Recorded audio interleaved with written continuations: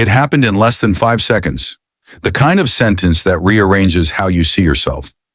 Emily stared across the coffee table, her fingers trembling slightly around the warm cup.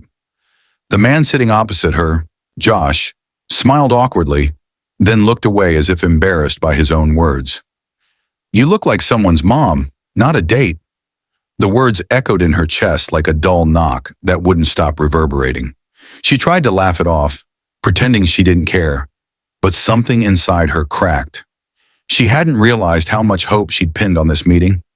After 3 years of being a single mother, she'd finally said yes to a date, finally believed maybe she was allowed to want something for herself again. But in that instant, with that one careless remark, Josh had reminded her of every insecurity she'd worked so hard to bury. If you believe in kindness, second chances, and that people deserve to heal and be loved again, please don't forget to like, comment, share, and subscribe. Your support helps stories like this reach more hearts. Emily left the cafe that day with a polite smile, but when she got to her car, she didn't start the engine right away. The afternoon sun slanted through the windshield, catching the tears she didn't want to fall.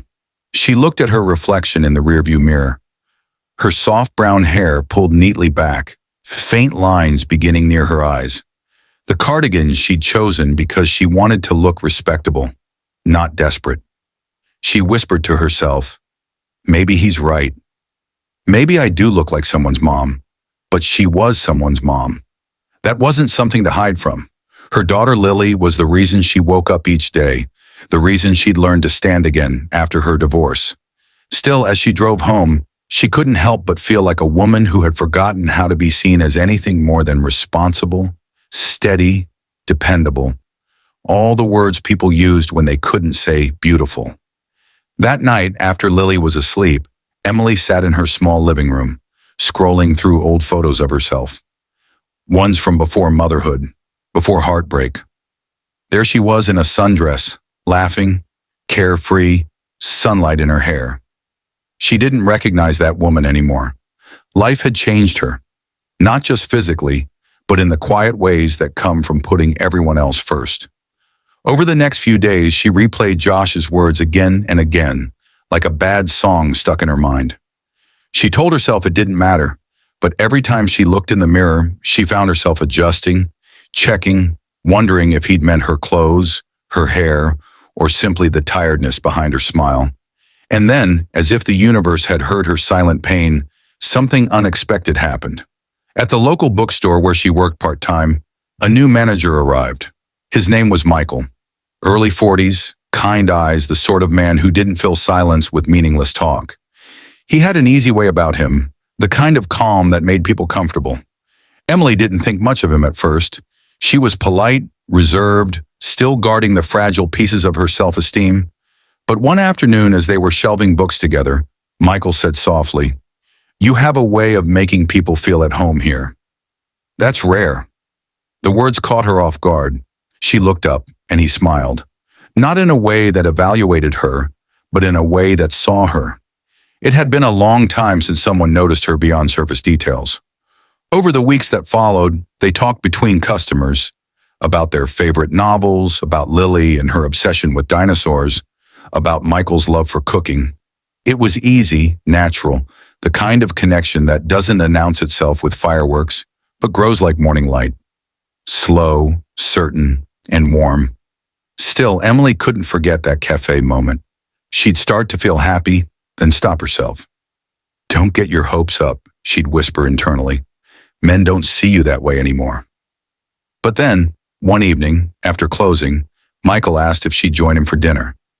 It wasn't fancy, just a small Italian place near the river.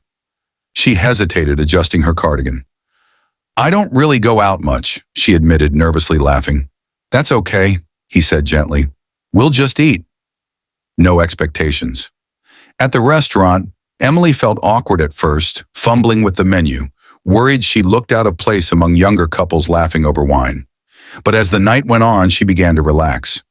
Michael talked about his late wife, how he'd thought he'd never open up again, how time had softened the grief but not erased it. "I guess life surprises us," he said quietly, sometimes in the smallest ways. When he said that, Emily realized she wasn't the only one trying to rebuild something broken. For the first time in a long while, she felt seen. Not as a mother, not as someone's responsibility, but as a person who'd survived and still had light left inside her. Weeks turned into months, and their friendship deepened. They'd meet after work, share coffee, talk about books, and sometimes sit in quiet comfort. Lily adored him. He'd bring her storybooks and teach her how to make paper cranes.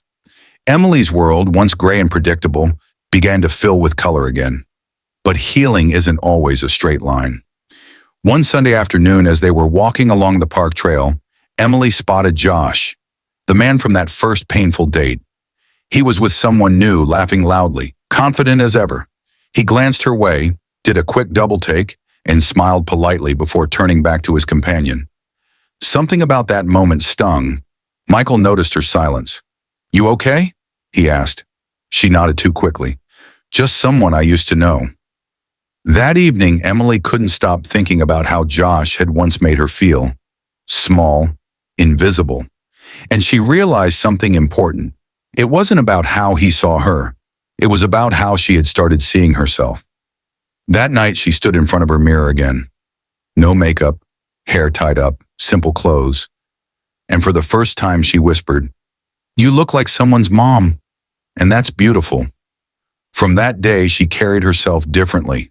She laughed louder, wore colors she loved, said yes to spontaneous adventures with Lily. The next time she went out with Michael, she didn't overthink it. She wore what made her feel good, a blue dress that matched her eyes and a smile that came naturally. Over dinner, Michael looked at her and said quietly, "You look happy." And she was. Not because of him, but because she'd finally found peace in being herself. A few months later, on a warm spring evening, Michael and Emily were closing up the bookstore when he paused near the door. "Can I tell you something?" he asked, his voice soft. She nodded. "The first day I saw you, I thought, there's a woman who's lived. You had this calm strength, not like the kind you show off, but the kind that keeps you standing when life tries to knock you down. I didn't see someone's mom. I saw someone real." Tears welled in her eyes before she could stop them. The weight she'd been carrying for so long suddenly felt lighter. Later that night, after Lily went to bed, Emily stepped outside. The stars were faint above her quiet street. She thought about how far she'd come, from that coffee shop humiliation to this quiet contentment.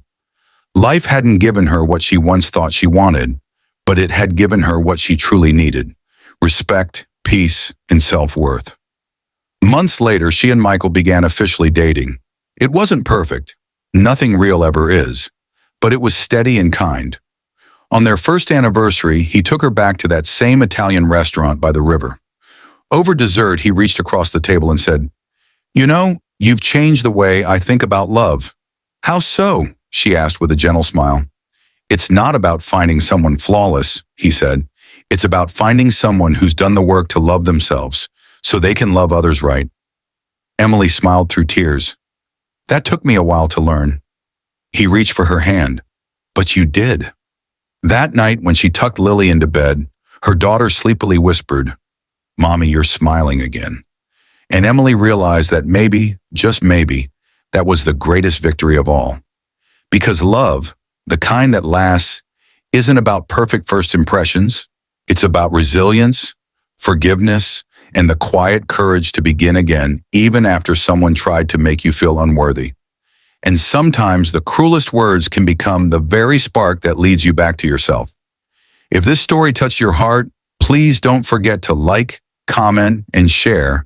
It helps more people find hope and healing through simple stories like this. Special request, comment below. I believe in second chances. Let's fill the world with kindness, not judgment. As Emily closed her eyes at night, she thought again of that old sentence. "You look like someone's mom, not a date." And for the first time, she smiled, because now she knew someone's mom can be everything: strong, beautiful, deserving of love, and more radiant than ever before.